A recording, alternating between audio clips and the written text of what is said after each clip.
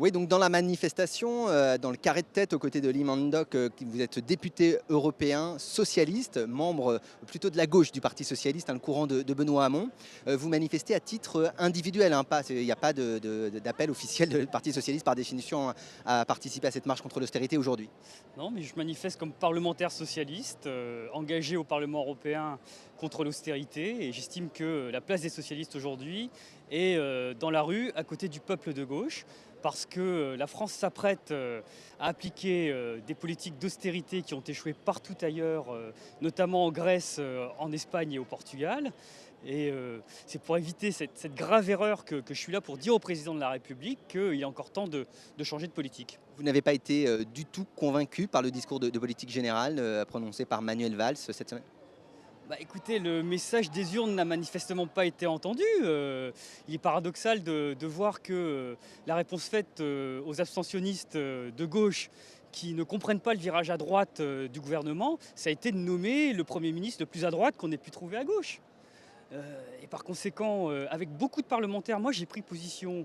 Donc on était une centaine pour exprimer notre doute. Malheureusement, dans la Ve République, si on veut éviter une crise de régime, on ne peut pas aller plus loin au Parlement. Et donc la seule solution, c'est aujourd'hui la rue pour dire avec le peuple au président de changer de voie. Les gages donnés par Manuel Valls, notamment en nommant Benoît Hamon, un poste important au gouvernement avec notamment aussi Arnaud Montebourg qui avait tenu un discours très contre la mondialisation lors de la primaire socialiste pour la présidentielle, ne vous satisfont pas? Je pense que François Hollande a essayé d'associer un maximum de monde sur une politique qui aujourd'hui est controversée au sein même de son propre parti. Hamon et Montebourg ont pris leur décision. Moi, à leur place, je n'y serais pas allé.